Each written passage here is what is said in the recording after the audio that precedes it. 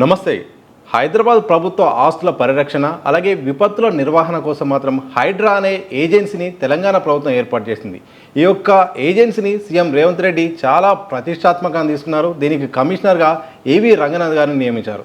హైడ్రా అయితే ఇక దూకుడు పెంచింది, ఫీల్డ్లోకి వెళ్తుంది, సమస్యలు అయితే పరిష్కరించే దిశగా వెళ్తుంది.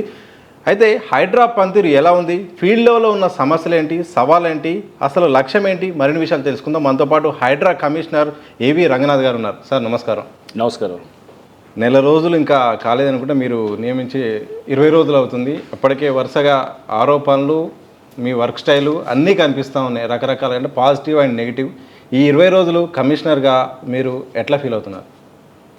అంటే ఇవన్నీ ఎక్స్పెక్ట్ చేశానండి. వచ్చేటప్పుడు ఇది సబ్జెక్ట్ చాలా చాలా పెద్ద సబ్జెక్టు.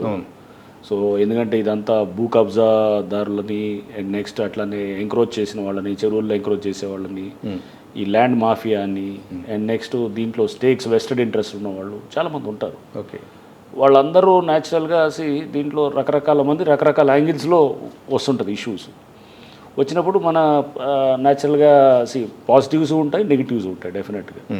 పాజిటివ్స్ ఇప్పుడు సపోజ్ మనకి 100లో 99 మంది పాజిటివ్గా ఉన్నప్పుడు ఒకళ్ళు ఎవరన్నా ఎక్కడన్నా క్రిప్ చేసేవాళ్ళు ఉంటారు, నో డౌట్, అది నేను కాదన్ను. బట్ అట్లాంటి క్రిటిసిజంని మనము ఒకవేళ జెన్యున్ క్రిటిసిజం అయితే డెఫినెట్గా నేను తీసుకుంటాను. బట్ సరే అది జస్ట్ ఒక మనకు పర్సనల్గా టార్గెట్ చేస్తూ చేసేటటువంటి క్రిటిసిజం ఉందనుకోండి, దాన్ని పెద్ద పట్టించుకోను మనం దాని మీద డెఫినెట్గా. ఇప్పుడు సపోజ్ ఒక పేపర్లో ఒక ఆర్టికల్ వచ్చిందనుకోండి, హైడ్రా పలానా చోట పట్టించుకోవట్లేదు అనేది వచ్చిందనుకోండి, దెన్ ఇట్స్ ఒక జెన్యున్ క్రిటిసిజం. బట్ వ్యక్తిగతంగా చేసుకుంటూ ఏమైనా చేస్తే కనుక దెన్ ఇట్స్ అది కాస్త వాళ్ళ ఏదో అంటే మోటివేటెడ్ క్రిటిసిజంగా తీసుకుంటూ పెద్ద పట్టించుకోకుండా మనం వెళ్తుంటారు. సో దీన్ని నేను ఇప్పుడు కొత్తగా ఇక్కడ హైడ్రాలో చేస్తుంది ఏం కాదు, గతంలో అన్ని పోస్టింగ్స్లో కూడా ఇదే పాలసీ అడాప్ట్ చేసుకుంటూ మనకు కొన్ని లక్ష్యాలు ఉంటాయి, కొన్ని గోల్స్ ఇచ్చారు ప్రభుత్వం. నిర్దిష్టమైనటువంటి మనకి ఏదో ఒక లక్ష్యం ఇచ్చినప్పుడు ఆ లక్ష్యం దిశగా మనం పోయేటప్పుడు ఇవన్నీ సర్వసాధారణమే ఎక్కడైనా కానీ కూడా. సో 2 కీలకమైన అంశాలు. ఒకటి, ఆస్తుల పరిరక్షణ అనేది చాలా పెద్ద టాపిక్, పెద్ద టాస్క్. ఎందుకంటే దాదాపు హైదరాబాద్లో చెరువులు లేవు, చాలా వరకు కబ్జా గురైనాయి, దాని వెనుక రాజకీయ నాయకుల హస్తం ఉంది. మరోవైపు విపత్తుల నిర్వహణ, వర్షం వచ్చిందంటే హైదరాబాద్ ఇక చెరువులాగా మారిపోతుందని గత సీఎంఏ చెప్పారు. వరుసగా వర్షం వచ్చిందంటే మొత్తం రోడ్లంతా జలమయ్యే పరిస్థితి. ఇంత 2 పెద్ద సబ్జెక్ట్ ఎంచుకున్నప్పుడు ఏమన్నా టాస్క్ కష్టం ఇది నా వల్ల అవుతుందని అనిపించిందా, ఏమనిపించింది అసలు? ఒకటి దీంట్లో ఫస్ట్ ఆఫ్ ఆల్ మీరు అన్నట్టు 2 చాలా important subject, disaster management, asset protection. So disaster management disaster response అంటే విపత్తులు కారణాలు ఏంటి అనేది మనం అది చూస్తే కనుక, విపత్తులు రకరకాల విపత్తులు ఉంటాయి. లైక్ ఒకటి ఫైర్ రావచ్చు, లేకపోతే ఒకటి ఫ్లడ్ అవ్వచ్చు, లేకపోతే ఇంకేమన్నా ఏది వర్షం వస్తే వాటర్ లాగింగ్ అవ్వచ్చు, లేకపోతే ఇంకేమన్నా మనకి ఇతర లైక్ విపత్తులు, లేకపోతే ఏమన్నా బిల్డింగ్ కొలాప్సెస్ అవ్వచ్చు, ఇట్లా రకరకాలుగా ఉంటాయి మనకి. వీటిలన్నింటిలో కూడా మనం చూస్తే కనుక రూట్ కాజ్ మళ్ళీ హ్యూమన్ ఇంటర్వెన్షన్సే ఉంటాయి. అంటే హ్యూమన్ ఇంటర్వెన్షన్స్ ఏమున్నాయి, సపోజ్ మనం చూస్తే కనుక ఒక ఏరియా బాగా ఇనండేట్ అవుతుంది, పూర్తిగా మొత్తం వాటర్ లాగింగ్ అయిపోయింది, పూర్తిగా వర్షాలతోటి పూర్తిగా సమ్మర్జ్ అయింది అనుకో. కారణాలు ఎందుకు అవుతున్నాయి? నెంబర్ 1 హెవీ వర్షం రావటం అనేది గతంలో ఏంటంటే ఒక 1 అవర్లో అది స్ప్రెడ్ అయి ఉండేది. ఇప్పుడు ఎంత 9 సెంటీమీటర్స్ 10 సెంటీమీటర్స్ ఒక 1 అవర్లో వచ్చేటటువంటి పరిస్థితి మనం చూస్తాం. కారణాలు ఏంటి? అది క్లైమాటిక్ చేంజ్ రావటం. ఈ క్లైమాటిక్ చేంజ్ కూడా కారణం ఎవరు? మళ్ళీ మనుషులే. ఇదంతా ఏంటంటే మన ఏది ఒక అనాలోచితంగా మన ఒక డెవలప్మెంట్, సస్టైనబుల్ డెవలప్మెంట్ కాకుండా వెళ్ళిన దానికి ఇప్పుడు పర్యావరణం మనం చూస్తున్నాం. Greenhouse effect, global warming, climatic change, ఇవన్నీ దాని ఎఫెక్ట్. అంటే వర్షాలు ఇంత సడన్గా రావటం. ఓకే, దీని నుంచి నెక్స్ట్ ఇంకొంచెం మనం ఎక్స్టెండ్ చేస్తే కనుక ఈ వర్షాలు వస్తున్నాయి, ఇంటెన్సివ్ వర్షాలు వస్తున్నాయి బాగా, అంటే ఇంటెన్సిటీ చాలా ఉధృతంగా పడుతున్నాయి. పడ్డ వర్షానికి ఇంతకుముందు సరే ఒక 2 సెంటీమీటర్స్ పడదో 3 సెంటీమీటర్స్ పడితే కనుక అప్పుడు చెరువులు ఉండేవి. ఇప్పుడు కొంచెం సపోజ్ 5 సెంటీమీటర్స్ పడితే అసలు చెరువే లేదు. అంటే ఎక్కువ వర్షం పడుతుంది, తక్కువ స్పేస్ ఉంది. ఓకే, అంటే ఇంకా సీరియస్ అవుతుంది అన్నమాట. సో అసలు యాక్చువల్గా వర్షం పెరిగే కొద్దీ మన స్పేస్ ఎక్కువ ఉండాలి, ఏది దానికి పర్కులేట్ అవడానికో లేకపోతే హోల్డ్ చేయడానికో. ఇదనేది ఆ పరిస్థితి లేదు. ఎందుకు లేదు? చెరువులు అనేది ప్రధానంగా మనం చూసాం. మనం ఎన్ఆర్ఎస్సి డేటా నేను ప్రజెంట్ చేశాను. సో ఎన్ఆర్ఎస్సి వాళ్ళు చేసిన స్టడీని లాస్ట్ 44 ఏళ్లలో వాళ్ళు చేసిన స్టడీ, అదంతా కొన్ని చెరువులను తీసుకొని చేసిన స్టడీని ప్రజెంట్ చేశాం. దాంట్లో దాదాపు 60-80% మొత్తం ఆక్రమితం. కొన్ని చెరువులు 100% పోయినాయి. ఓకే, ఇప్పుడన్నా మనం మేలుకోకపోతే కనుక రేపు ఈ చెరువు అనేది హిస్టరీలో భాగం అయిపోద్ది అనమాట. రేపు వచ్చి అక్కడ క్రికెట్ ఆడుకుంటుంటారు, ఇది ఇంతకుముందు చెరువు గ్రాండ్ అని చెప్పి అంటారు అనమాట. ఆ పరిస్థితులు వస్తాయన్నమాట. అది ఎన్నో రోజులు కూడా కాదు, అది ఇంకొక 5-10 ఏళ్లలో వస్తాయన్నమాట. అంటే 10% 20% చెరువులు అనేది నెక్స్ట్ ఒక 2-3 ఒక 10 years లోపల మొత్తం ఆక్రమితం అయిపోతుంది. చెరువులు లేకపోతే ఏమవుతుంది, ప్రాబ్లం ఏమొస్తుందంటే వర్షం వర్షము క్యాచ్మెంట్ ఏరియాలో పడుతుంది. అంటే దాని చుట్టూ ఉన్నటువంటి దాన్ని ఏమంటారు పరివాహక ప్రాంతం క్యాచ్మెంట్ ఏరియాలో ఉంటుంది. ఆ క్యాచ్మెంట్ ఏరియాలో పడ్డ తర్వాత ఆ వాటర్ గ్రేడియంట్ అయితే అంతే ఉంటుంది కదా, దాని ఎత్తు పల్లాలు అట్టే ఉంటాయి. ఎటు వెళ్తాయి అన్ని వాటర్ ఎప్పుడు కూడా పల్లపు వైపే ప్రవహిస్తుంది. అంటే న్యాచురల్గా చెరువు వైపే వస్తుంది. చెరువు అనేది అది ఆ విధంగా ఉన్నదన్నమాట. చెరువులు తవ్వినా కానీ గతంలో పాలకులు కానీ ఒక నిజాం కానీ లేదా ఒక కాకతీయులు కానీ ఎవరు చేసినా కానీ కూడా వాళ్ళు అదే దాన్ని తీసుకుని ఆ ఇంజనీరింగ్ మారవేలేదు అదంతా కూడా. అదేం వాళ్ళు ఎవరికి ఎక్కడంటే అక్కడ చెరువు తవ్వరు. అది దానికి అక్కడ చూసుకుంటూ ఆ క్యాచ్మెంట్ ఏరియాస్ని చూసుకుంటూ దాని గ్రేడియంట్స్ని చూసుకుంటూ కాంటూర్స్ని చూసుకుంటూ దాన్ని బట్టి అక్కడ చెరువుని తవ్వుతారు. ఓ చెరువు తవ్విన తర్వాత ఆ చెరువు దాని నుంచి నెక్స్ట్ మళ్ళీ ఏం చేస్తారు, ఈ చెరువుకు ఇంకో చెరువుకు లింక్ చేస్తున్నారు. మన దగ్గర ఉన్నటువంటి అద్భుతమైనటువంటి గొలుసు కట్టు చెరువులు కాకతీయులు కానివ్వండి లేదా నిజాం మీరు చూస్తే కనుక ఎన్ని గొలుసు కట్టు అంటే ఒక చెరువు ఓవర్ఫ్లో అయితే అంటే అలుగు పారుతుంది, దాన్ని వేయరంటాం. అలుగు పారిన తర్వాత అలుగు పారితే నెక్స్ట్ ఏంటంటే నాలా ద్వారా ఒక వాగు ద్వారా వెళ్ళి నెక్స్ట్ ఇంకొక చెరువులోకి వెళ్తుంది అనమాట. అంటే చెరువు ఏం చేస్తుంది, చెరువు ఫంక్షన్స్ కూడా మనం చూడాలి. ఏమేమి పనులు చేస్తుంది, ఒకటి నెంబర్ 1 ఫ్లడ్ను హోల్డ్ చేస్తుంది. అంటే వర్షాలు వస్తే కనుక వాటర్ని హోల్డ్ చేస్తుంది. వాటర్ ఒకవేళ కనుక ఎక్కువైతే కనుక వాటర్ని నెక్స్ట్ దాంట్లోకి మనం ఒక డ్యామ్ వదిలినట్టుగా నెక్స్ట్ దానికి వదులుతున్నారు అన్నమాట. అంటే హోల్డ్ చేస్తే నెక్స్ట్ చెరువులోకి వదులుతున్నారు. నెక్స్ట్ ఇంతే కాకుండా డ్రింకింగ్ వాటర్ సోర్స్ అవుతుంది గతంలో చెరువులంతా కూడా. నెక్స్ట్ ఇంతే కాకుండా వాటర్ పర్కులేట్ అవడానికి ఒక అవకాశం ఉంటుంది. అట్లనే నీళ్ళు ఎక్కడంటే అక్కడ హోల్డ్ కాకుండా వచ్చి ఒక ప్లేస్లో దానికి ఉంటారు. నీళ్ళకు ఒక ప్లేస్ కేటాయించడం అనేది చెరువు అనమాట. మనం ఎలా అయితే మనం ఉంటానికి ఒక ఇల్లు అనేది ఒక ప్లేస్ ఉందో చెరువు అనేది నీళ్ళకు ఉంటాను వర్షం నీరు ఉంటానికి ఒక ప్లేస్ అది. ఆ ప్లేస్ నువ్వు డిస్టర్బ్ చేసిన తర్వాత నువ్వు న్యాచురల్గా ఏమవుతుంది, ఒక మనిషి దాంతో చేయడంతో మొత్తం అన్నీ ఆక్యుపై చేసి స్ట్రక్చర్స్ వచ్చేసి దాంట్లో ఇల్లులు అన్నీ కట్టేసి దాన్ని ఫిల్ చేసేసి మొత్తం డెబ్రీ అంతా డంప్ చేసినప్పుడు చెరువు అక్కడ మాయం అయిపోయింది, చెరువు లేదు. ఆ నీళ్లు మటుకు అక్కడికే ప్రవహిస్తాయి. వచ్చినప్పుడు ఏమైంది, అదంతా వాటర్లా అక్కడ ఇల్లులు వచ్చాయనుకోండి మొత్తం ఉంటుంది. బట్ ఆ వాటర్ లెవెల్స్ కూడా కొంత అంటే అక్కడ కౌంటర్ లెవెల్స్ కూడా మారటంతో ఆ వాటర్ మళ్ళీ పక్కకు కూడా స్ప్రెడ్ అవుతుంది, రోడ్ల మీదకి వస్తుంది, అన్ని రకరకాలుగా. నాలాకి వెళ్ళాల్సింది అది లేదనుకోండి. సపోజ్ ఇంతకుముందు మనకి శేర్లింగంపల్లి దగ్గర వర్షం పడ్డది, అది నెక్స్ట్ పారేది మాదాపూర్కి రావాలి, మాదాపూర్ నుంచి బంజారా హిల్స్ రావాలి, ఇట్లా అనుకుందాం అనేది ఒక చెరువు సిస్టమ్ ఉంది. ఇప్పుడు శేర్లింగంపల్లి నుంచి రావడానికి వాటరు ఏం లేదనమాట, మొత్తం అక్కడే స్టక్ అయిపోతుంది. నెక్స్ట్ ఎక్కడికక్కడ స్టక్ అయిపోతుంది. ఇప్పుడు సపోజ్ బంజారా హిల్స్ దగ్గర వర్షం పడితే అక్కడికక్కడ అయిపోతుంది అనమాట. నెక్స్ట్ పారడానికి మళ్ళీ సిస్టమ్ డిస్టర్బ్ చేసాం. ఉన్న కొన్ని చోట్ల నాలాస్ ఉన్నాయి, చాలా చోట్ల నాలాస్ మూసేసి దాని మీద మళ్ళీ ఆక్రమించడం చేశారు. లేదా నాలా విడ్త్ తక్కువ అయిపోయింది, కన్స్ట్రిక్ట్ అయిపోయింది. ఇంతకుముందు విడ్త్ సపోజ్ 5 మీటర్లు ఉంటే ఇప్పుడు 1 మీటర్ 2 మీటర్లు ఉంది. సో అంటే మొత్తం మనము మన గ్రీడ్ కోసం అంటే మన యొక్క డబ్బు దీనికోసం అనేదో దీనికి లేకపోతే ఆ ల్యాండ్ దానికోసం పెట్టుకొని మొత్తం ఆక్రమించడంతో మొత్తం చిన్నాభిన్నం అయిందనమాట. వ్యవస్థ చెరువుల వ్యవస్థ ఈ చిన్నాభిన్నం అయింది. సేమ్ థింగ్ గవర్నమెంట్ ల్యాండ్స్ని కూడా మొత్తం ఆక్రమించుకోవటాలు, లేకపోతే పక్కన ఒక పట్టా ల్యాండ్ ఉంటాడు, పక్కన వాడు కావాలని తీసుకొని చెరువు పక్కన లేకపోతే పట్టా ల్యాండ్ తీసుకొని ఆ సర్వే నెంబర్ వేస్తాడు, దానికి వేసేసి దానికి చెరువులో బిల్డింగ్లు కట్టేస్తాడు.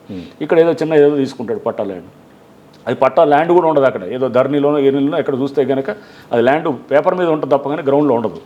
ఆ నెంబర్ వేసుకుంటాడు, పక్కన తీసుకుంటాడు, అధికారులు మేనేజ్ చేసుకుంటాడు, సర్వే నెంబర్లు మేనేజ్ చేసుకుంటాడు, దీంట్లో అని చెప్పేసి పర్మిషన్స్ తెచ్చుకుంటాడు. అందరినీ ఎవ్రీబడి సిస్టమ్ అంతా మేనేజ్ చేయడంతో మొత్తం ఇప్పటిదాకా విధ్వంసం అనేది, ఇప్పుడు ఈ విధ్వంసానికి కారణం కూడా ఇవన్నీ అనమాట, మన అందరమే కారణం అనమాట సిస్టమ్ అంతా. ఇప్పుడైనా కానీ కూడా కరెక్ట్ అవ్వాలనే ఉద్దేశంతో ప్రభుత్వం అట్లా ముఖ్యమంత్రి గారు ఒక మంచి సంకల్పంతో హైడ్రా అనే దాన్ని తీసుకొచ్చారు. హైడ్రా మీకు తెలుసు కదా, Hyderabad disaster response and asset protection agency. So assets మనం ప్రొటెక్ట్ చేసుకోవాలి, చెరువులు ప్రొటెక్ట్ చేసుకోవాలి, నాలాలు ప్రొటెక్ట్ చేసుకోవాలి, లేకపోతే మనకి గ్రౌండ్స్ ఉంటాయి, లేకపోతే గవర్నమెంట్ ల్యాండ్స్ ఉంటాయి, ఇవన్నీ మనం ప్రొటెక్ట్ చేసుకోవాలి. ప్రొటెక్ట్ చేయాలంటే కనుక ఇప్పుడున్న ఫర్దర్గా ఎంక్రోచ్మెంట్స్ అవ్వకూడదు. అంటే ఇప్పటికీ ష్రింక్ అయింది, సరే అయిపోయింది, ఇంకా ఫర్దర్గా ఎంక్రోచ్మెంట్. ఇదే సందర్భంలో అంటే ఈ యొక్క ప్రొటెక్షన్ కోసం గతంలో ఈ ఎన్ఫోర్స్మెంట్ వ్యవస్థ ఉండేది, జిహెచ్ఎంసీ అధికారులు కానీ హెచ్ఎండిఏ సంబంధించిన రెవెన్యూ వ్యవస్థ, అన్ని రకాల వ్యవస్థలు అయితే వాళ్ళకు పవర్స్ కూడా ఉండేది. కానీ హైడ్రా రావాల్సిన అవసరం ఏంది, వాళ్ళు ఎందుకు ఆ పవర్స్ను ఉపయోగించుకోలేదు? కొత్తగా హైడ్రా వచ్చి ఏం చేయాల్సిన అవసరం ఉంది? హైడ్రా అసలు లక్ష్యము, ప్రాధాన్యత, అధికారులు ఏంటి? మీరు చాలా మంచి క్వశ్చన్ అడిగారు. దీంట్లో ఇంపార్టెంట్ ఏంటంటే ఇది ఇంతకుముందు it was part of the GHMC. అంటే నువ్వు ఏ సిస్టంలో అయితే కనుక జరుగుతున్నటువంటి తప్పుల్ని నువ్వు ఎత్తి చూపాలనుకున్నావు, ఆ సిస్టంలో నువ్వు భాగస్వాముడు అయితే నువ్వు ఎత్తి చూపగలుగుతావు? చూపలేవు. పక్కకు తీసుకొచ్చారు, ఇండిపెండెంట్ చేశారు. ఇండిపెండెంట్ చేసి దీని స్థాయిని పెంచారు. ఒక ఎస్పీ స్థాయి ఉండదని ఇప్పుడు ఐజీ స్థాయి చేశారు. చేసి దీనికి ఒక ఇండిపెండెంట్ ఇది ఇచ్చారు, మొత్తం టోటల్గా హెచ్ఓడి స్టేటస్ ఇచ్చారు. బడ్జెట్ సెపరేట్ ఉంది. ఇంతకుముందు ఈఓడిఎం ఇది మన ఈవీడిఎం అంటే బడ్జెట్ కోసం మళ్ళీ జిహెచ్ఎంసీ మీద డిపెండ్ అవ్వాలి. ఇది జిహెచ్ఎంసీతో సంబంధం లేదు. ఇప్పుడు జిహెచ్ఎంసీ సంబంధం లేదు కదా. జిహెచ్ఎంసీ అసలు బడ్జెటింగ్కి సంబంధం లేదు, లేకపోతే రిపోర్టింగ్ సంబంధం లేదు, అసలు లేదు దీనికి. ఏ మున్సిపాలిటీస్ మీద కూడా డిపెండ్ అయ్యే పరిస్థితి లేదు. సో న్యాచురల్గా నువ్వు ఇండిపెండెంట్గా ఉన్నప్పుడు, నీ ఎంటిటీ ఒక డిపార్ట్మెంటే సెపరేట్గా ఉన్నప్పుడు ఆటోమేటిక్గా నీకు పవర్స్ విస్తృతమైనటువంటి ఉంటుంది. ఓకే. ఇప్పుడు సపోజ్ మన దగ్గర మన వ్యవస్థలో ఇండిపెండెంట్ జ్యుడిషియరీ, ఇండిపెండెన్స్ ఇవన్నీ వచ్చినందువల్లగా అంత ఎఫెక్టివ్గా జ్యుడిషియరీ యాక్ట్ చేయగలుగుతుంది. ఒక న్యాయ వ్యవస్థ సెపరేట్గా ఉండి వాళ్ళు ఎగ్జిక్యూటివ్ నుంచి లేకపోతే లెజిస్లేచర్ నుంచి సెపరేట్ అవడంతో కదా ఎఫెక్టివ్. సో ఈ ఎఫెక్టివ్గా ఉండాలంటే కనుక దీన్ని ఒక ఇండిపెండెన్స్ తీసుకొచ్చి రావడం అనేది ఫస్ట్ నెంబర్ 1, అది చాలా ఇంపార్టెంట్. తర్వాత దీనికి ఇచ్చిన అధికారాలు కూడా చాలా విస్తృతమైన అధికారాలు ఇవ్వడం జరిగింది. అన్ని యాక్ట్స్ నుంచి కూడా మనకి తీసుకొని ఇచ్చారు. అంటే like GHMC act, municipalities act, లేదా పంచాయతీరాజ్ యాక్టు, ఇట్లా రకరకాలుగా వస్తాయి. ఇక మనకి ఎన్నిటి నుంచి కూడా మనకు అధికారాలు సంక్రమిస్తాయి అన్నమాట. సో దాంట్లో పాటుగా మనకి దీనికి ఒక సెపరేట్ ఫోర్స్ ఇవ్వటం అంతా చేసి దీనికి ఒక పూర్తి ఇండిపెండెన్స్ ఇది ఇచ్చినారన్నమాట. ఇచ్చినప్పుడు న్యాచురల్గా మనకు కొంత ఎఫెక్టివ్గా చేయడానికి అవకాశం ఎక్కువ ఉంటుంది. సార్, కోఆర్డినేషన్ అనేది చాలా అవసరం. మీరు ఫీల్డ్లోకి వెళ్ళినప్పుడు జిహెచ్ఎంసీ వాళ్ళ సహకారం అవసరం, హెచ్ఎండి వాళ్ళ సహకారం అవసరం, ఇంకేమైనా రెవెన్యూ వాళ్ళ అవసరం ఉంటుంది, ఒక్కొక్క పోలీసు వ్యవస్థ సహకారం ఉంటుంది. ఇవన్నీ కూడా కోఆర్డినేట్ అవుతూనే మీకు కరెక్ట్గా మీరు ఫీల్డ్లో వర్క్ చేయగలుగుతారు, మీకు కరెక్ట్ ఇన్ఫర్మేషన్తో చేయగలుగుతారు. కోఆర్డినేషను హైడ్రాకు కోఆర్డినేషన్ దొరుకుతుందంటారా? అది సాధ్యమా? తప్పకుండా వస్తుందండి. ఒకవేళ ఎక్కడైతే కనుక కోఆర్డినేషన్ చేయడానికి ముందుకు రావట్లేదో అతను ఎవడో తప్పు చేసిన వాళ్ళు ఉంటారు. వాళ్ళు సపోజ్ ఆ ఏరియాలో అతను ఎవడో ఇది ఉంటే కనుక, లేదా తప్పు చేయని వాళ్ళు ఆటోమేటిక్ ముందుకు వస్తున్నారు. ఎన్ని చోట్ల చూస్తున్నారు, చాలామంది ముందుకు వచ్చి ఎంతో బాగా చెప్తున్నారు. జిహెచ్ఎంసీ అధికారులు అయినా కానివ్వండి, లేదా టౌన్ ప్లానింగ్ వాళ్ళు కానివ్వండి, ముందుకు వచ్చి ఇరిగేషన్ వాళ్ళు కూడా చాలామంది చాలా యాక్టివ్గా పనిచేసే ఉన్నారు. అన్లెస్ అంటే అతను తప్పు చేసి ఉంటే తప్ప అతను తప్పు లేదు కూడా ఆటోమేటిక్ ముందుకు వస్తాడు. అతను వచ్చి చేసేవాళ్ళు చాలామంది ఇప్పుడు వెళ్ళిన చోటల్లా చాలా మంచి కోఆపరేషన్ దొరుకుతుంది. ఇలా ఏదో హైడ్రా వస్తుంది కదా అని చెప్పి, హైడ్రా ఏజెన్సీకి సంబంధించిన ఆఫీసర్స్ వస్తున్నారు కదా అని చెప్పేసి వాళ్ళు పక్కకి జరిగిపోవటాలు అట్లేం లేదు. అందరూ వస్తున్నారు, రెవెన్యూ వాళ్ళు వస్తున్నారు. అసలు ఎక్కడైతే అతను దాంట్లో భాగస్వాముడు అయ్యాడో ఆ తప్పులు, సపోజ్ సర్వే నెంబర్ రాయటంలో మార్పు చేయటంలో అతను ఎంఆర్ఓ రిపోర్ట్ ఏదో తేడా ఉంది, ఎంఆర్ఓ రాంగ్, అతను కూడా దాంట్లో ఒక తప్పుడు రిపోర్ట్ ఇచ్చాడు, ఒక సర్వే తప్పుడు రిపోర్ట్ ఇచ్చాడు, లేకపోతే ఒక టౌన్ ప్లానింగ్ కూడా పర్మిషన్ లేకుండా ఇచ్చాడు, అట్లా అతను రాడు ఎట్లాను న్యాచురల్. ఎందుకంటే అతను ఈజ్ అ కల్ప్రిట్. అతను వస్తాడని కూడా ఎక్స్పెక్ట్ చేయము. వస్తే డైరెక్ట్గా అడుగుతాం కూడా, ఎందుకు ఇచ్చారని అడుగుతాం. ఎక్స్ప్లెయిన్ చేసుకోవాల్సిన బాధ్యత అతనిది. లేకపోతే రేపు అతన్ని ప్రాసిక్యూట్ చేస్తాం.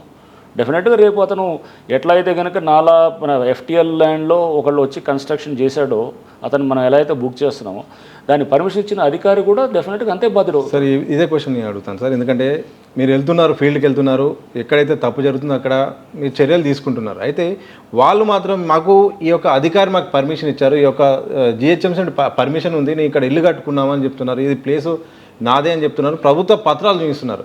సో వాళ్ళ మీద చర్యలు తీసుకున్నాను బాగానే ఉంది, కానీ ఇచ్చిన అధికారి ఇచ్చిన వ్యవస్థపై ఏమైనా చర్యలు ఉంటాయా? తప్పకుండా అదే ఇప్పుడు చేసేది. వాటిలన్నిటి కూడా అందుకు మేము పోలీస్ స్టేషన్ ఒకటి కావాలని అడుగుతుంది కూడా అందుకోసమే. సీఎం గారు కూడా దానికి ఒప్పుకున్నారు. సో పోలీస్ స్టేషన్ వస్తే కనుక అధికారులు కూడా ప్రాసిక్యూట్ చేయొచ్చు. ఇంకొంచెం లోతుగా పోతే అంటే పైన అక్కడ ఊరినే స్ట్రక్చర్ని డిమాలిష్ చేయడం అనేది పైన కనపడేది, దాని వెనకాల జరిగింది ఏంటి, అసలు ఏం జరిగింది, ఎవరు దీనికి కారణం, దీనికి వెనకాల బ్యాక్గ్రౌండ్ ఏం జరిగింది. ఇప్పుడు మేము సపోజ్ ఎగ్జాంపుల్ మీకు చందానగర్ చూస్తాము. చందానగర్లో మనం అక్కడికి వెళ్ళినప్పుడు స్ట్రక్చర్స్ని డిమాలిషన్ చేసాం. 6 నెలల క్రితం అక్కడ ఓసీ ఇచ్చారు. అసలు బిల్డింగ్ మేము డిమాలిష్ చేసేటప్పటికి ఇంకా డోర్లే పెట్టలేదు, లిఫ్టే లేదు. 6 నెలల క్రితం ఎట్లా ఓసీ ఇస్తారు? ఆ తర్వాత అక్కడ ఉన్న మున్సిపల్ వాళ్ళు తర్వాత రియలైజ్ అయ్యి ఇరిగేషన్ వాళ్ళు లెటర్ పెట్టారు, మాకు ఎన్ఓసీ ఇవ్వలేదు, మేము అసలు దానికి ఎన్ఓసీ లేకుండా ఎలా చేశారని చెప్పి. అప్పుడు వెళ్ళి వీళ్ళు కొంతమంది మున్సిపాలిటీ వాళ్ళు వెళ్ళి కొంత ఇన్వాల్వ్ అయ్యి వాళ్ళు అక్కడ హోల్స్ పెట్టని చేశారు. బట్ హోల్స్ పెడితే ఏముంది, వాళ్ళు మళ్ళీ హోల్స్ తీసేసిన తర్వాత స్టీల్ ఏం డిస్టర్బ్ కావాలా, ఆ హోల్స్లో కాంక్రీట్ కొంచెం హోల్ చేశారు, మళ్ళీ దాన్ని నింపేసేసి మళ్ళీ బిల్డింగ్ అట్లానే కడుతున్నారు. ఎంత డేంజర్ రేపు అది, ఆ బిల్డింగ్ స్ట్రెంత్ ఎంత అవుతుంది, రేపు ఒక 2-3 ఏళ్ళ తర్వాత ఎప్పుడో కోలుతుంది అది అనమాట. కూలినప్పుడు ఎప్పుడో ఆ స్ట్రక్చర్, ఎందుకంటే ఈ స్ట్రక్చర్ సరిగ్గా లేదు, స్ట్రెంత్ వీకెన్ అయిపోతుంది, ఆల్రెడీ హోల్ చేసి పెట్టారు కదా అక్కడ, కాంక్రీట్ కంటిన్యూటీ లేనప్పుడు అది రూఫే కంటిన్యూటీ లేనప్పుడు న్యాచురల్గా రేపు ఎప్పుడైనా అయిపోతుంది. మేము అక్కడ డ్రిల్ చేసినప్పుడు యాక్చువల్గా ఈజీగా వెళ్ళిపోతుంది, అసలు ఏందని చూస్తే అక్కడ ఆల్రెడీ ఇదనమాట. సో అంటే ఆల్రెడీ అంటే అక్కడ మేనేజ్ చేసుకొని వాళ్ళు ఏది టౌన్ ప్లానింగ్నో లేకపోతే అక్కడ మేనేజ్ చేసుకొని వాళ్ళు ముందుగానే పర్మిషన్స్ తెచ్చేసుకుంటున్నారు, తెచ్చుకొని ఇంకో 2 రోజుల పైన ఎక్కువ వేసుకుంటున్నారు. అసలు దానికి అసలు అది ఉందే బఫర్ జోన్లో ఉంది, అది లేదు. మళ్ళీ ఇరిగేషన్ ఎన్ఓసీ తీసుకోవాలి, బిల్డింగ్ రూల్స్ ప్రకారం 2012 రూల్స్ ప్రకారం తీసుకోవాలి. ఆ రూల్స్ మరి ఎన్ఓసీ ఎందుకు తీసుకోలేదు? ఎందుకంటే అది క్లియర్గా అది బఫర్ జోన్ ఉంది, రాదు పర్మిషన్ అని చెప్పేసి. అందుకోసం వీళ్ళని మేనేజ్ చేసుకుంటూ దాన్ని అది మేనేజ్ చేసుకున్న దానికి అసలు అది పర్మిషన్ ఎట్లా అవుతుంది అసలు అది తప్పుడు పర్మిషన్ అవుతుంది. కోర్ట్స్ కూడా చాలా సీరియస్ వ్యూస్ ఉన్నాయి. సుప్రీంకోర్టు జడ్జిమెంట్స్ కానీ హైకోర్ట్స్ కూడా ఎఫ్టీఎల్లు బఫర్ జోన్లో చెరువుల్లోకి వస్తే మటుకు నిర్దాక్షిణ్యంగా ఉండాలనేటువంటిది కూడా ఉన్నాయి చాలా జడ్జి. నిన్న ఎగ్జాంపుల్ నిజాంపేటలో కూలగొట్టిన దాంట్లో కూడా చేస్తే కనుక కోర్టుకు వెళ్ళారు. అవతల వాళ్ళు అక్కడ ఫైట్ చేస్తున్న వాళ్ళు వీళ్ళు బిల్డర్ అక్కడ ఏం చేశాడు, అతను తప్పుడు సర్వే నెంబర్ చేయించుకొని వెళ్ళాడు. అక్కడ ఎవరో లోకల్ ఆఫీసర్స్ కొంతమంది సహకరించారు. అక్కడ ఫైట్ చేసిన వాళ్ళు కోర్టుకి వెళ్తే కోర్టు జాయింట్ ఇన్స్పెక్షన్ చేయమని చెప్పింది. జాయింట్ ఇన్స్పెక్షన్ చేసినప్పుడు దాంట్లో బయటకు అంతా వచ్చినప్పుడు దాంట్లో కోర్టు డైరెక్షన్ కూడా ఏముంది, నువ్వు జాయింట్ ఇన్స్పెక్షన్ చేసిన తర్వాత ఎఫ్టీఎల్లో వస్తే వెళ్ళిపోవచ్చు. ఎఫ్టీఎల్లో వచ్చింది అది, ఓకే, బట్ యాక్షన్ పేపర్ మీద ఉంది తప్ప కానీ గ్రౌండ్లో కనపట్లేదు. గ్రౌండ్లో చేయాలి. ఇప్పుడు అన్నీ కూడా ప్రతిదీ కూడా మేము ఏంటంటే పేపర్కే పరిమితం కాదు, ముందు గ్రౌండ్లో యాక్షన్ కనపడాలి. సో పేపరు మీరు అక్కడ నిజమని తేలితే మటుకు ఇమ్మీడియట్గా గ్రౌండ్లో ఆ బిల్డింగ్ అక్కడ ఉండకూడదు, సింపుల్ అదనమాట. సో అది నిజమని మనకు తేలి మన ఎంక్వైరీ ప్రాపర్గా ఉంటే ప్రాసెస్ జాగ్రత్తగా ఫాలో అవుతూ లీగల్ ప్రాసెస్ ఫాలో అవుతూ మనం ఎక్కడైనా కోర్టు స్టేలు కానీ ఏమైనా ఉంటే కనుక డెఫినెట్గా దాన్ని మనం లీగల్ ప్రాసెస్ని జాగ్రత్తగా ఫాలో అవ్వాలి. సో అది లేకపోతే కనుక బిల్డింగ్ డిమాలిషన్ ఉండాలి, ఖచ్చితంగా జరగాలి అక్కడ. అది చేస్తేనే ఇట్లా తర్వాత ఆటోమేటిక్గా ఆగిపోతుంది. కానీ చేసే క్రమంలో ఆ బిల్డింగ్ సంబంధించిన ఆ పర్టికులర్ బిల్డింగ్ సంబంధించిన దాని వెనుక వ్యక్తులు చాలా పెద్ద వ్యక్తులు ఉండి ఇది కూల్ చేయొద్దు, నాకు పెద్ద అండదండలు ఉన్నాయి జాగ్రత్త అని చెప్తే ఏం చేస్తారు? ఎవరు చెప్తారు? అట్లా అట్లా అట్లా చెప్పేదైతే ఇన్స్టిట్యూషన్ ఫ్లోట్ చేయరు, దీనికి ఇంత సెటప్ ఉండదు, దీనికి తీసుకొచ్చి మమ్మల్ని ఒక ఐజీ ర్యాంక్ అది కానీ బెటర్ ఎవరు అవన్నీ జరుగుతూనే ఉంటాయి. ఎవడు పని వాడు చేసుకుంటూ పోతారు. వాళ్ళు ఏమైనా అనవచ్చు, ఏమైనా చేస్తుంటారు, కానీ మా పని మేము చేసుకుంటూ పోతుంటాం అనమాట, అంతే. సో సీఎం రేవంత్ రెడ్డి గారు, సో మీకు ఎందుకంటే ఇది మీరు వెళ్ళే దారి ఈ సవాళ్ళతో కూడుకున్నది. దాదాపు హైదరాబాద్ నగరంలో పొలిటీషియన్సే ఎక్కువ ఈ ల్యాండ్ మాఫియా వెనుక ఉన్నారు, ప్రత్యక్షంగా పరోక్షంగా. ఒక అడుగు ముందుకేయాలి, కానీ ఈ మధ్య మీరు ఒక అడుగు ముందుకేయగానే అప్పుడే ఆరోపణలు స్టార్ట్ అయ్యాయి ఒక ఎమ్మెల్యే నుండి. అలాంటిది మీకు సీఎం రేవంత్ రెడ్డి గారు చెప్పింది ఏంటి, ఏం చెప్పారు, ఏం భరోసా ఇచ్చారు? ఒకటి క్లియర్ అండి, సీఎం గారు ప్రతిదీ కూడా ఏ రోజుకి ఆ రోజు ఇది చేయడం అని చెప్పరు. ఫస్ట్ నెంబర్ 1 ఆల్రెడీ ఇంటెంట్ అంతా అసెంబ్లీలో పలు వేదికలుగా పలు డిస్కషన్స్ చెప్పడం జరిగింది అండ్ చాలా సందర్భాల్లో మాట్లాడడం జరిగింది. సో నిర్దాక్షిణ్యంగా దీంట్లో మనము వెళ్ళాలి, నిర్మోహమాటంగా వెళ్ళాలని చాలా స్పష్టంగా ఉందన్నమాట. ఇది అసెంబ్లీలో కూడా చెప్పారు, హైడ్రా అనే దాన్ని పెట్టింది, ఈ కబ్జాలు ఇవన్నింటి చేస్తాను. సో మన ఇంటెంటు మన దానికి ఇచ్చినటువంటి జీవో ఇదంతా క్లియర్గా ఉంది. ఉన్నప్పుడు మేము ఆటోమేటిక్గా ఇచ్చింది అది నేను చేయాలని కదా. నేను ప్రతిసారి నేను వెనక్కి తిరిగి ఏమైందని నేను ఎవరిని అడగకూడదు కదా. నా పరిధి నాకు ఇచ్చారు, నాకు నా ఆపరేషనల్ ఫ్రీడమ్ నాకు ఉంటుందన్నమాట. నేను చేస్తాను, నేను చేసుకుంటూ పోతాను. అందుకోసమే కదా ఇప్పుడు దీనికి ఒక ర్యాంక్ ఆఫీసర్ కావాలనేది ఒకళ్ళు డెఫినెట్లీ బహుశా నన్ను వరంగల్లో చేసినటువంటి బహుశా దాన్ని కూడా చూసి వాళ్ళు తీసుకున్నారని నాకు అనిపించింది. సో అంటే మనకి ప్రతిదానికి మనం నాకు ఎవరో అది చూసేది అదొక కేటగిరీ ఉంటారు, సపోర్ట్ కోసం చూసుకునేది అవసరం లేదు. నీకు ఇచ్చిన మ్యాండేట్ క్లియర్గా ఉంది, నీకు ఏమి ఇచ్చారో నీకు ఇదిగో పలానా దగ్గర నువ్వు చెక్ చేయాలి అనేది ఇది ఇచ్చారు. దీనికి ఒక అధికారాలు ఇచ్చారు. అధికారాలు ఇచ్చిన తర్వాత మళ్ళీ నువ్వు వెనక్కి తిరిగి అటు పక్క తిరిగి ఇటు తిరిగి చూడాల్సిన అవసరం ఏముంది? స్ట్రైట్గా ఇచ్చిన టాస్క్ని ఫుల్ఫిల్ చేయడం అంతే అనమాట. రెగ్యులర్గా ఫీల్డ్కి వెళ్తున్నారు, ఫీల్డ్లో డైరెక్ట్ అక్కడ కలుస్తున్నారు, పరిస్థితులు ఏందో జూన్ సంబంధించిన కూడా చూస్తున్నారు, ప్రజలతో కూడా మమేకం అవుతున్నారు. ఈ ఫీల్డ్లో లెవెల్లో వెళ్ళి ప్రజలతో కలిసినప్పుడు అక్కడ ఉన్న ఆ ప్లేస్ కానీ ఆ కబ్జా సంబంధించిన పరిరక్షణ సంబంధించిన ఆస్తులు చూసినప్పుడు కానీ మీరు గుర్తించింది ఏంటి, అసలు ఏం జరుగుతుంది అక్కడ? అక్కడ ఫీల్డ్కి వెళ్తే ఫస్ట్ థింగ్ ఏంటంటే గ్రౌండ్ లెవెల్ ఫ్యాక్ట్స్ చూడంగానే మనకు 10 నిమిషాలు అర్థమైపోయింది అంతే. అక్కడ ఎందుకంటే అక్కడ పబ్లిక్ చెప్తారు, అందరు వస్తారు, అక్కడికి వెళ్ళగానే కాలనీలో 100 మంది వస్తారు, సార్ ఇది దీనికో ఇది అని చెప్తారు. నేను ఫర్ ఇన్స్టెన్స్ నిజాంపేటకి వెళ్ళాను, అక్కడ గేట్లు పెట్టి దానికి ఫెన్సింగ్ వేసి గవర్నమెంట్ ల్యాండ్ అని చాలా స్పష్టంగా ఉంది. అది కూలగట్టి దాంట్లో కట్టినారు, అది ఉండింది, అది ఎప్పటి నుంచో ఉందన్నమాట. అది ఫెన్సింగ్ అది చూడంగానే గేట్లు చూసి ఫెన్సింగ్ చూస్తే అర్థం కాదా మనకి అక్కడ? మరి కూలగొట్టడం అక్కడ ఇంకేం చేయాలి, ఏ పేపర్లు చూడాలి, ఎందుకు అవసరం? క్షేత్రస్థాయిలో చూసిన తర్వాత అర్థమైపోయి పబ్లిక్ అందరూ చూస్తున్నారు, నిజం ఈజ్ నిజం అంతే, ట్రూత్ ఈజ్ ట్రూత్. నిజాన్ని సత్యాన్ని బయటకు తీయాలి, తీసినప్పుడు మనకి ఆటోమేటిక్గా సపోర్ట్ వస్తుంది అనమాట. అది తీయడానికే ప్రయత్నం అనమాట. ఫీల్డ్ లెవెల్ వెళ్ళేది నిజంని ఫ్యాక్ట్ని తీయాలన్నమాట. తీయనంత వరకు మనం పైన పేపర్లో ఇలా ఉంది లేకపోతే అలా ఉంది లేదా ఏదో మనం అదంటే ఎవరినో మనం సపోర్ట్ చేయడానికో లేదా ఎవరినో బయట వేయడానికో లేదా ఎవరినో మనం మెల్లిగా అడిగే స్కోప్ ఇచ్చి పక్కకి వెళ్ళటానికో ఇచ్చినటువంటి పరిస్థితి అవుతుంది అనమాట. సో ప్రజా భాగస్వామ్యం ఇలాంటి వాటిలో చాలా అవసరం ఉంటుంది. ఎందుకంటే ఎంత భాగస్వామ్యం ఉంటే అంత ముందుకు పోయే అవకాశం ఉంటుంది, లేకపోతే ఎంత ప్రయత్నం చేసినా ముందుకు రాదు. ప్రజా భాగస్వామ్యాన్ని హైడ్రా ఎట్లా చేయబోతుంది, చేసే అవకాశం ఉందా లేకపోతే డైరెక్ట్ వెళ్తారా?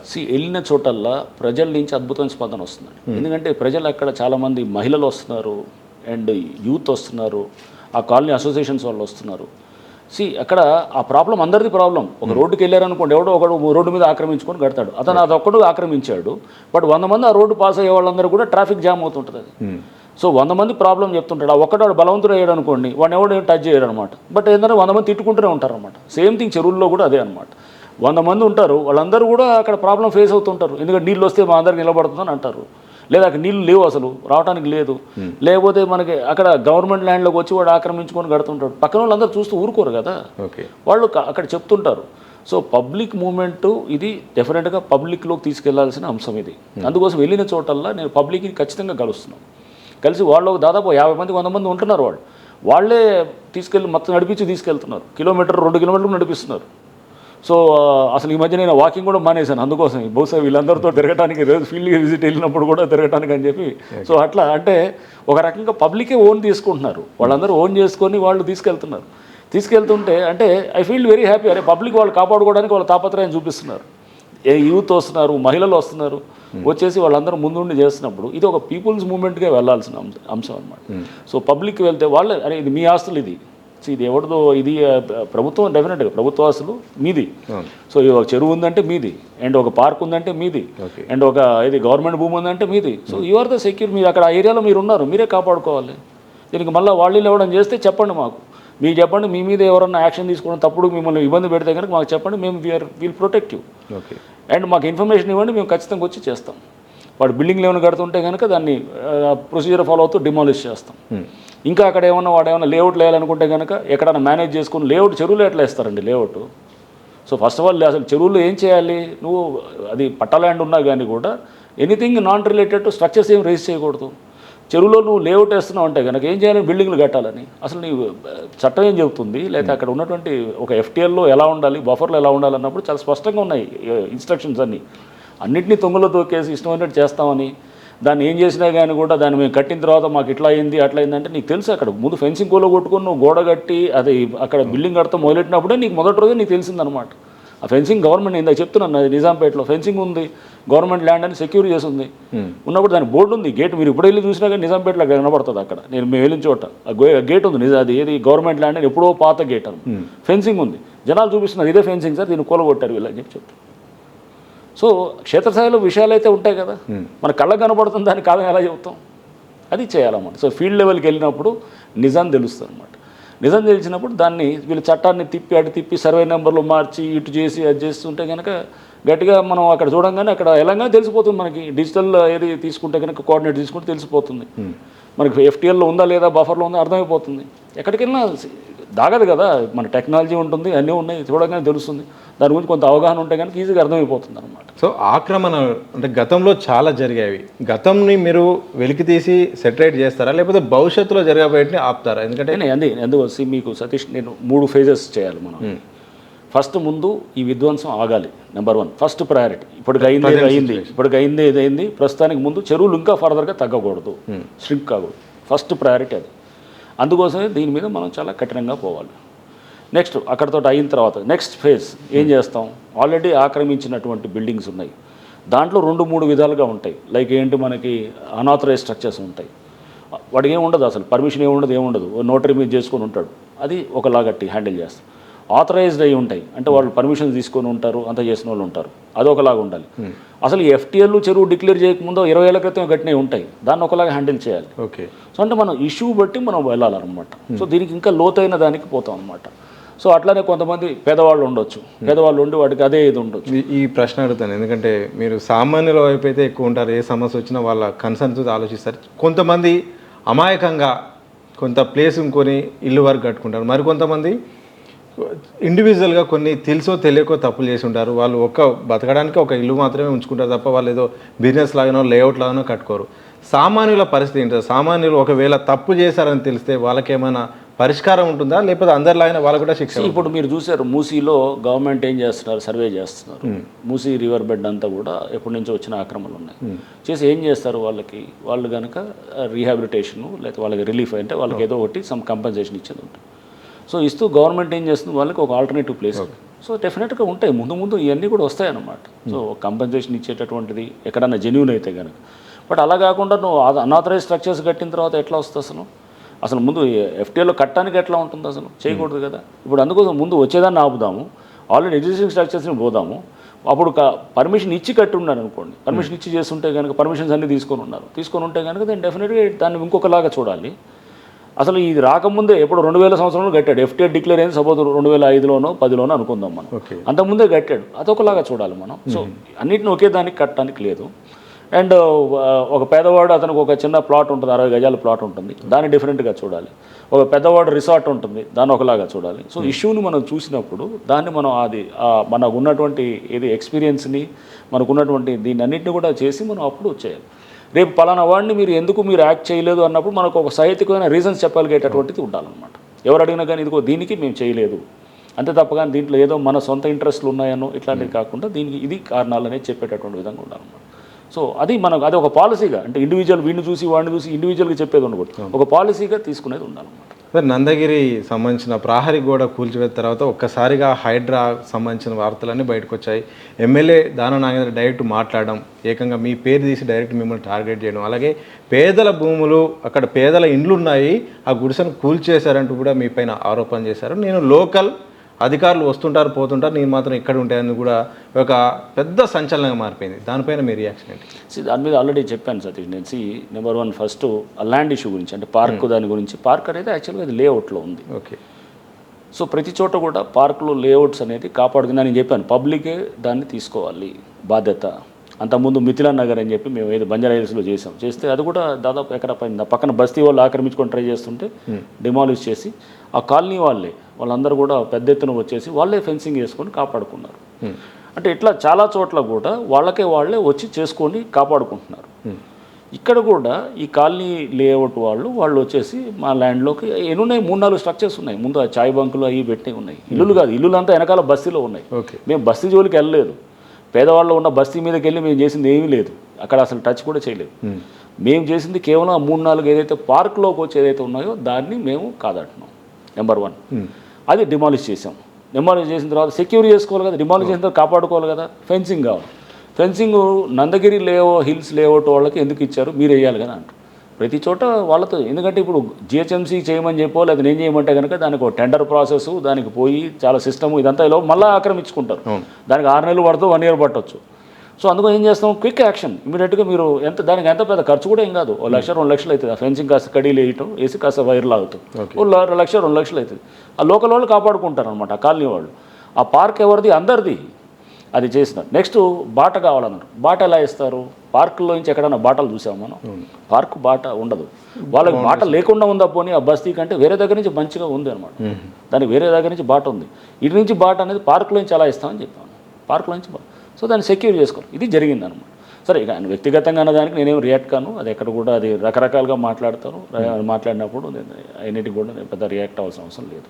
సో ఇదే నేపథ్యంలో ఎంఐఎం సంబంధించిన ఎమ్మెల్యే అలాగే కార్పొరేటర్లు కూడా ప్రభుత్వానికి కంప్లైంట్ ఇస్తున్నారట. హైడ్రా అనేది రద్దు చేయాలి, ఈ విధానం కరెక్ట్గా లేదు, మాపై చాలా ఇబ్బందులు వస్తున్నాయి స్థానికంగా అని కూడా వ్యాఖ్యలు చేశారు. దీని మీద కూడా నేను పొలిటికల్గా వచ్చే కామెంట్స్ మీద I don't want react. So అది మనం ఇలాంటికి మన పనితీరు చూస్తే ప్రజలందరూ కూడా అన్నీ గమనిస్తుంటారు, ఏం జరుగుతుంది అనేది తెలుస్తుంటుంది. తెలిసినప్పుడు మనం ప్రజా ఆస్తుల్ని కాపాడటానికి హైడ్రాని పెట్టాం, ఆ లక్ష్యంతో ముందుకు పోతాం. వీళ్ళ కామెంట్స్ వాళ్ళ కామెంట్స్ పెద్దానికి రియాక్ట్ అయ్యి మనం దాన్ని ఎటో తీసుకెళ్ళి కాంట్రవర్సీలోకి వెళ్ళాల్సిన అవసరం లేదు. సో ప్రతిసారి జరిగిపోయిన తర్వాత చర్యలు, గతంలో చర్యలు జరిగిపోయినాయి కాకుండా భవిష్యత్తులో జరగకుండా ఈ ఫెన్సింగ్ వ్యవస్థ కానీ ఒక పటిష్ట, అంటే ఈ జాగ జోలికి పోవద్దు, ఇక్కడ ఒక వ్యవస్థ లాగా ప్రహరీలాగా అలాంటిది ఏమైనా అవకాశం ఉందా? తప్పకుండా చేయాలి. ఇప్పుడు మనం తీసిన తర్వాత దాన్ని కాపాడుకోవడం, సెక్యూర్ చేయడానికి నెక్స్ట్ చెరువుల్లో ఫస్ట్ ప్రొటెక్ట్ చేయటం, ముందు మనకైతే ఫర్దర్గా కాకుండా ఉండాలనేది.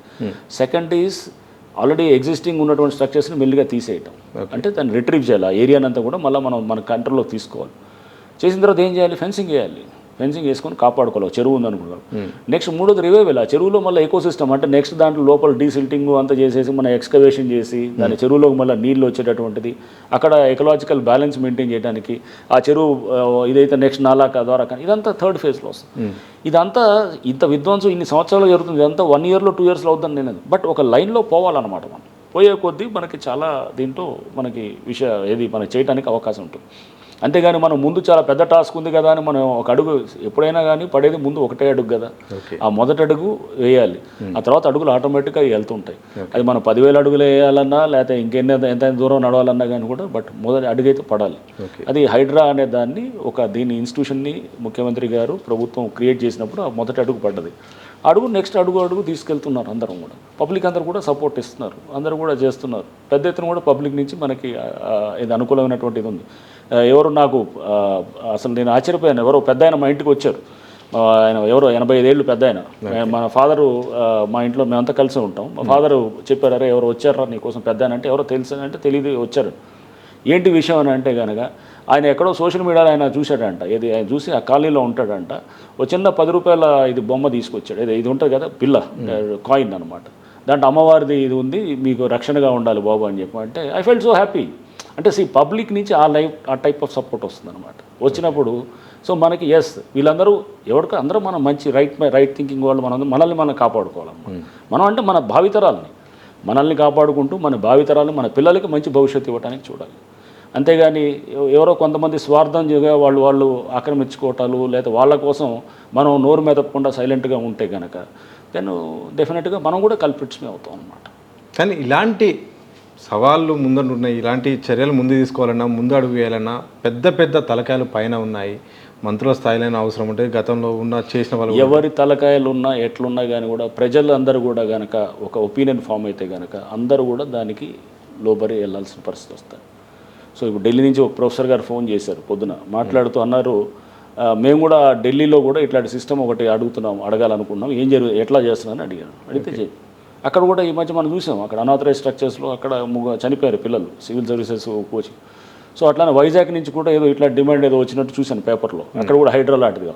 సో ఒక మంచి ఇన్స్టిట్యూషన్ లైక్ మనం ఇంతకుముందు ఉమ్మడి ఆంధ్రప్రదేశ్లో మీరు చూస్తే ఒక గ్రేహౌన్స్, ఒక ఎస్ఐబి ఇవన్నీ కూడా అప్పుడు తయారైనాయి, మంచి ఇన్స్టిట్యూషన్. తర్వాత కంట్రీ అంతా అడాప్ట్ చేసింది. ఇప్పుడు హైడ్రా అనేది ఒక ఇన్స్టిట్యూషన్, అంటే కార్పొరేషన్స్ నుంచి బయటికి తీసుకొచ్చి పెట్టినటువంటి ఒక ఇన్స్టిట్యూషన్ విత్ పవర్స్ ఇచ్చినారు. సో దాన్ని జాగ్రత్తగా వాడాలి, సెన్సిబుల్గా వాడాలి. అది మళ్ళీ ఏంటంటే ఇది ఒక ఇన్స్టిట్యూషన్ రేపు ఎందుకు క్రియేట్ చేసాం అనేటటువంటి పరిస్థితి లేకుండా ప్రజల కోసం చేస్తున్న ఇన్స్టిట్యూషన్గా ఒకటి తయారు చేయాలి, ఒక బాధ్యత గల సిస్టమ్ని కూడా దీంట్లో తీసుకురావాలి. ఇదే నేపథ్యంలో మాజీ ఐఏఎస్ అధికారి ఆక్నూరు మురళి నిన్న ట్వీట్ చేశారు, మిమ్మల్ని ప్రైజ్ చేసి కూడా చాలా బాగా చేస్తున్నారు, ప్రభుత్వం కూడా ఇంకా ఫెసిలిటీస్ కల్పించి మరిన్ని ఫెసిలిటీ కల్పించి ప్రోత్సహించాల్సిన అవసరం ఉందని చెప్పారు. మురళి గారిది చూశాను నేను. సో స్టేట్ వైడ్కి మొత్తానికి కూడా దాన్ని ఎక్స్టెండ్ చేయాలనేది కూడా అన్నారు. అండ్ డెఫినెట్గా వాళ్ళ అడ్మినిస్ట్రేటివ్ టిప్ కూడా ఉంది, మనం ట్రాన్స్పరెంట్గా చేసినట్టు కూడా మనం చూపించాలన్నమాట. అది పబ్లిక్కి కూడా మనకు అర్థమయ్యేటట్టు అది కూడా మనం డెఫినెట్గా చేయాలి. ఎందుకంటే కొన్ని చోట్ల వస్తాయి అపోహలు, ఇక్కడ ఎందుకు చేయట్లేదు, అక్కడ ఎందుకు చేస్తున్నారు, అది ఎందుకు వదిలేశారు. కొన్ని చోట్ల అది మనం అందుకోసం మనం ఎప్పటికప్పుడు మీడియాతోటి మాట్లాడుతూ ఎక్కడ ఏమన్నా ఇది ఎందుకు చేయట్లేదంటే దానికి ఆన్సర్ చెప్పేటటువంటి పెద్ద ఉండాలి. పలానా దగ్గర మీరు ఎందుకు చేయట్లేదంటే నేను I should be in a position to answer. ఇది అక్కడ ఏదైనా కోర్టు స్టే ఉండొచ్చు, లేకపోతే ఇంకేదైనా ప్రాబ్లం ఉండొచ్చు, అది కూడా చెప్పేటటువంటిది కూడా ఉంటే పబ్లిక్ ఎప్పటికప్పుడు మనం అది ఉంటే కనుక ట్రాన్స్పరెంట్గా అంతా ఏ జరుగుతున్నా కానీ ఎక్కడ ముసుగులు గుద్దులాట లేకుండా ఉన్నట్టు మనం చేస్తుంటే కనుక డెఫినెట్గా దీనికి ఈ ఇన్స్టిట్యూషన్కి పబ్లిక్ నుంచి మంచి సపోర్ట్ దొరుకుతుంది. ఆల్రెడీ దొరుకుతుంది, ఎందుకంటే ఇది ప్రభుత్వం చాలా మంచి ఉద్దేశాలతో ఫ్లోట్ చేసిన ఇన్స్టిట్యూషన్ ఇది. ఆ ఉద్దేశాలు మనం జాగ్రత్తగా క్యాలిక్యులేటెడ్గా కేర్ఫుల్గా తీసుకెళ్ళగలిగాం అనుకోండి, తీసుకెళ్ళి పబ్లిక్ను మనతో పాటు ఉండేటట్టు చేస్తే కనుక ఎవరున్నా కానీ కూడా రేపు తప్పకుండా పబ్లిక్ ఒపీనియన్ ముందు అందరూ తక్కువే అవుతారు. హైదరాబాద్ వరకే హైడ్రా ఉంది, ఆస్తుల పరిరక్షణ అనేది అలాగే కబ్జాలు అనేది విపత్తు సమస్యలు అనేది హైదరాబాద్ తోటి వరంగల్లో చాలా ప్రాంతాల్లో కూడా ఈ సమస్యలు ఉన్నాయి. కానీ హైదరాబాద్ కాకుండా రాష్ట్రం మొత్తం కూడా ఏర్పడే అవకాశం ఉందా అంటే అది పాలసీ డెసిషన్ ఉంటుంది, అది ముఖ్యమంత్రి గారు ప్రభుత్వం తీసుకోవాల్సిన నిర్ణయం. డిమాండ్ వచ్చింది ఏమో చూడవచ్చు, అది రేపు ముందు మన ఎప్పుడో నాకు అక్కడ ఖమ్మం నుంచి తుమ్మల నాగేశ్వరరావు గారు ఫోన్ చేసి వారు అడిగారు దీనికి కావాల్సిన ఈ ఇన్ఫర్మేషన్ అదంతా కూడా మీరు ఎట్లా చేస్తున్నారో ఒకసారి మా మున్సిపల్ కమిషనర్స్ వాళ్ళు కూడా ఇవ్వండి అంటే చెప్పాను. ఎన్ఆర్ఎస్కి కనెక్ట్ చేస్తాను సార్, అక్కడ కూడా చెరువులు ఏమన్నా కబ్జాలైనా లేకపోతే ఏంటో కనుక తెలుసుకోవాల్సిన డేటా అంటే పద్ధతులు ఎలా ఉన్నాయని టెక్నాలజీని మనం కనెక్ట్ చేస్తాం, డెఫినెట్గా కనెక్ట్ చేస్తాం. ఎన్ఆర్ఎస్సి వాళ్ళు అందరూ ముందుకు వస్తారు, ఎన్ఆర్ఎస్సి వాళ్ళు కూడా ముందుకు వచ్చి వాళ్ళు కూడా చాలా ఎనర్జెటిక్ ఉన్నారు. ఒక మంచి ఇది ఉంటే కనుక ఒక దిశగా మనం పోతుంటే పాజిటివ్ వైబ్స్ ఉన్నాయి అనుకోండి, అన్ని వైపుల నుంచి కూడా అందరూ జాయిన్ అవ్వడానికి వస్తారనమాట. అందరిలో మంచి చేయాలనే తపన ఉంటుంది, జస్ట్ దాన్ని ఒక ఛానలైజ్ చేసి లైన్లోకి తీసుకెళ్ళాలన్నమాట. అది అందరినీ కలపటం అనేది అది చేస్తూ అందరూ కూడా ఒకరికొకరు తలా చేస్తే కనుక పెద్ద పని ఏం కాదనమాట. ఒక ఆరోపణ కూడా వస్తుంది, బీఆర్ఎస్ 10 ఏళ్ళు పరిపాలించింది, చాలామంది రాజకీయ నాయకులు కబ్జాలు చేశారు, సో వాళ్ళని బయట పెట్టడానికి ఇబ్బందులు పెట్టడానికి హైడ్రా అనేది క్రియేట్ చేశారని ఆ వర్గం నుండి వస్తున్న ఆరోపణ. అట్లా అంటే ఒక వర్గాన్ని చేయటానికి అనేది అట్లా ఏమి ఉండదని నేను అనుకోవటం. కొంతమంది పార్టీలు మారొచ్చు, మనం అయితే అప్పుడు పార్టీలు మారిన వాళ్ళ మీద ఏమైనా ఆగుతామా? అలా ఏమి ఉండదు కదా. డెఫినెట్గా వాళ్ళ మీద కూడా యాక్ట్ చేస్తాం. సో అంటే ఒక వర్గాన్ని చేయటం అనేది అట్లా నేను అనుకోవటం ఆ విధంగా నేనైతే అలా ఎప్పుడు పనిచేయలేదు. మీరు చూస్తే నల్గొండలో కానీ, లేకపోతే నేను ఖమ్మంలో కానీ, లేకపోతే వరంగల్లో కానీ చేసిన చోటల్లా ఎప్పుడు అంటే ఓన్లీ ఒక రూలింగ్ పార్టీ వాళ్ళని ఏమి అనకుండా అపోజిషన్ వాళ్ళ మీదే ఇబ్బంది పెట్టిన ఆ టైప్ ఆఫ్ వర్కింగ్కి నేను చేయను. అలా చేయను. అది నన్ను అలా చేయరని నన్ను తీసుకొచ్చి సీఎం గారు ఇది ఇచ్చారని నేను అనుకుంటున్నాను. అదే అన్నారు. సో ఎందుకంటే ఎఫెక్టివ్గా కావాలి, అండ్ దీనికి ఏంటంటే మనం ఎంచుకున్న లక్ష్యాలు మనం చేసేదానికి చేయాలనేది చాలా స్పష్టంగా ఉన్నది. సో చాలా అంటే పెద్ద లక్ష్యాలతో ఇది అంటే చిన్నగా ఎవడో ఒక పార్టీని చేయాలనుకునేది అలా ఎక్కడ ప్రభుత్వం ఇంటెంట్ అలా లేదు. అండ్ చాలా స్పష్టంగా ఉంది. ఎందుకంటే మనం ఎవరైనా కానీ కూడా నిర్దాక్షిణంగా పోవాలి, సింపుల్. అది చాలా క్లియర్గా ఉంది. మాజీ మంత్రి మల్లారెడ్డి సంబంధించిన కాలేజీలు కూడా బఫర్ జోన్లో కట్టారని ప్రతిపక్షాలు ఉన్నప్పుడు సీఎం రేవంత్ రెడ్డి చాలాసార్లు విమర్శించారు. దానికి సంబంధించిన డాక్యుమెంట్స్ కూడా బయటపెట్టారు. ఏమైనా మీరు ఆ విషయంలో మాత్రం ఏమైనా పరిశీలన చేసే అవకాశం ఉందా, చర్యలు తీసుకునే అవకాశం? చూశానండి, ఆ కాలేజ్ కూడా చూసినప్పుడు దాని మీద కూడా స్టే ఆర్డర్ ఏదో ఉన్నది. తర్వాత స్టే వెకేట్ చేసిన తర్వాత డెఫినెట్గా అది క్లియర్గా బఫర్ జోన్లో ఉన్నట్టు మనకు అక్కడ తెలుస్తుంది. FTL బఫర్ జోన్ ఆ ఏరియాలో ఉన్నట్టు కనబడుతుంది. రేపు అది కోర్టుకి మనం అది నమ్మించి కరెక్ట్గా విత్ ప్రాపర్ డేటాతోటి పెట్టి మనం కోర్టుకి కనుక చెప్తే కనుక ఆటోమేటిక్గా court will take a positive view తీసుకొని దాని మీద స్టే వెకేట్ చేయడానికి కూడా అవకాశం ఉంటుంది. ఒకసారి వన్స్ లీగల్ ప్రాసెస్, అందుకు నేను చెప్పాను లీగల్ ప్రాసెస్ ఏమనుకుంటారు, సపోజ్ మల్లారెడ్డి గారు లేకపోతే వారి సనీల్లో ఉన్నారు రాజశేఖర రెడ్డి గారు, వాళ్ళు ఎవరిదో ఆ కాలేజ్ మీద వెళ్ళలేదనగానే ఏదో అని అంటుంటారు ప్రభుత్వం ఏదో. సో ఏదో అట్లా కాదు, అక్కడ ప్రాసెస్ లీగల్ ప్రాసెస్ ఒకటి ఉంటుంది. ఆ ప్రాసెస్లో మనం కోర్టుని కాదని మనం చేయలేము. తప్పకుండా దాన్ని కొంత టైం పడుతుంది, ఒక 2 నెలలు 4 నెలలు పడుతుండొచ్చు. బట్ ఆ ప్రాసెస్ అయిన తర్వాత ఖచ్చితంగా కోర్ట్స్ కూడా చాలా స్ట్రాంగ్ వ్యూ తీసుకుంటున్నాయి. సుప్రీంకోర్టు కానీ, హైకోర్టు కానీ, అన్ని NGT నేషనల్ గ్రీన్ ట్రిబ్యునల్ కానీ ఎన్వైరన్మెంట్ మీద జీరో కాంప్రమైజ్ ఉన్నారు. చెరువులు వీటిలోకి వచ్చినప్పుడు నిర్దాక్షిణ్యంగా ఉంటున్నాయన్నమాట కోర్ట్స్.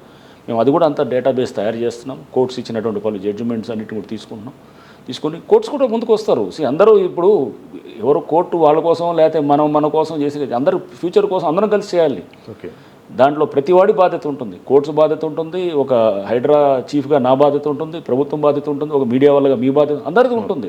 రేపు మన పిల్లల భవిష్యత్తు మనమే చూసుకోవాలి కదా. మనం ఇప్పుడు మన స్వార్థం చూసుకుంటే కొంతమంది స్వార్థం కోసం మనం అందరం కూడా ఇదైతే కనుక రేపు మన పిల్లలు ఇబ్బంది పడే పరిస్థితులు వస్తాయి, సొసైటీ అంతా కూడా ఇబ్బంది పడే పరిస్థితి వస్తారన్నమాట. సో నటుడు నాగార్జున సంబంధించిన ఎన్కన్వెన్షన్ గతంలో చెరువు పక్కనే ఉంది, ఆక్రమించారని బీఆర్ఎస్ గవర్నమెంట్ వచ్చిన కొత్తలో కొద్దిగా కట్టడాలు కొంచెం ఆపరేషన్ స్టార్ట్ చేస్తే తర్వాత ఆగిపోయింది. దానిపైన ఏమన్నా ఇంకా యాక్షన్ ఉంటుందా? ఒకసారి ఫీల్డ్ లెవెల్లో తప్పకుండా. నేనంటే నాకు ఇష్యూ గురించి ఇంకా డీప్గా పోలేదు. ఒకసారి స్టడీ చేసి FTLలో బఫర్ జోన్లో వచ్చిందనుకోండి, దానికి ఎటువంటి లీగల్ ప్రాసెస్లు ఏం హర్డల్స్ లేకపోతే డెఫినెట్గా దాని మీద యాక్షన్ ఉంటుంది. అసలు ఏంటనే స్టడీ చేసిన తర్వాత ఎందుకంటే నాగార్జున అనేది ఒక సినిమా యాక్టరు, ఒక ఫేమస్ పర్సనాలిటీ. సో అదనేది మీడియా దాని మీద దృష్టి ఉంటుంది తప్ప కానీ మాకు ఒక కేసుగా తీసుకుంటూ చేస్తున్నప్పుడు డెఫినెట్గా రేపు మన ఎంక్వైరీ చేయటం జరుగుతుంది. ఎంక్వైరీలో కనుక అది నిజం నిర్ధారితే కనుక మనం డెఫినెట్గా అందరికీ ఎలా ఉంటుందో అలానే ఉంటుంది. ఇప్పుడు అదే ఎమ్మెల్యేదైనా లేకపోతే MLCదైనా లేకపోతే ఇంకెవరు సినిమా యాక్టర్దైనా బిజినెస్ అతనిదైనా రియల్ ఎస్టేట్దైనా సేమ్ రూల్ అప్లై కావాల్సింది. కొత్త చట్టాలు అయితే ఉండవు వాళ్ళకి. ఏ చట్టం ఉందో అదే చట్టం అప్లై అవుతుంది. సో నేను ఒక సోషల్ మీడియాలో ఒక ఫోటో కనిపించింది, మీరు చిరంజీవి గారు దిగిన ఒక ఫోటో అయితే కనిపించింది, చాలా వరకు కనిపించింది. చిరంజీవి గారు ఎందుకు కలిసిరు అనే ఒక హైడ్రా నేపథ్యంలో దానికి ఏదో హైడ్రాకి సంబంధం లేదు. సో జస్ట్ చిరంజీవి గారిది వాళ్ళ చిరంజీవి బ్లడ్ బ్యాంక్లో నిన్న ప్రోగ్రామ్ ఉండింది August 15 సందర్భంగా. సో దానికి నేను ఒక గెస్ట్గా వెళ్ళినప్పుడు చిరంజీవి గారు నాకు ఎప్పటి నుంచో తెలిసిన వారు. సో వారితోటి ఒక 5 నిమిషాలు కూర్చొని మాట్లాడి నేను వెళ్ళాను అనమాట. సో వారితోటి మాకు అంటే పర్సనల్గా కూడా నాకు వాళ్ళ ఫ్యామిలీతోటి మా ఫ్యామిలీకి కూడా అందరం కూడా మేమంతా మంచి సత్సంబంధాలు ఉన్నాయి, ఎప్పటి నుంచో తెలిసిన వారు. సో అట్లా దాంట్లో ఒక గెస్ట్గా నేను వెళ్ళటంతో నేను అక్కడ కూర్చొని చేశాను. సో చివరిగా చెప్పండి సార్, కబ్జా చేసే వాళ్లకు, ఆక్రమణలు చేసేవారికి, ఆస్తులను విధ్వంసం చేసేవారికి ఏం మెసేజ్ ఇవ్వదలుచుకున్నారు మీరు? చాలా స్పష్టంగా ఉందండి. మీకు రేపు ఎవరైనా కనుక చెరువులు కానీ బఫర్ జోన్స్లో కానీ ఒక పార్క్లోకి కానీ ఒక గవర్నమెంట్ ల్యాండ్లోకి వస్తే కనుక రేపు మీరు హైడ్రా అనే ఈ సంస్థ ఏదైతే పెట్టిందో అది తప్పకుండా అది క్లియర్గా చెరువులు అయితే కనుక అక్కడ ఎస్టాబ్లిష్ అయిపోతుంటుంది, గవర్నమెంట్ ల్యాండ్ ఎస్టాబ్లిష్ అవుతుంది, పార్క్ అయితే డిమాలిషన్ 100% జరుగుతుంది. సో మీరు డబ్బులు పెట్టుకొని ఖర్చు పెట్టుకొని దాన్ని అంతా చేసుకుంటే కనుక అది మీరు నిర్ధారణ చేసుకొని నిజమైతే కనుక చేసుకోండి. అది ఏది అది మీ ల్యాండ్ అయితే మీరు చేసుకోండి. బట్ దాన్ని తిప్పి మ్యానిపులేషన్స్ చేసి దానికి ఏదో అక్కడ సర్వే నెంబర్లు మార్చి దాన్ని ఏదో ల్యాండ్ కొట్టేయాలని చూసి అది చేస్తే కనుక హైడ్రా అనేది పెట్టిందే దానికోసం చెక్ చేయటం. సో డెఫినెట్గా దాన్ని కంట్రోల్ చేయడానికి చేస్తాం.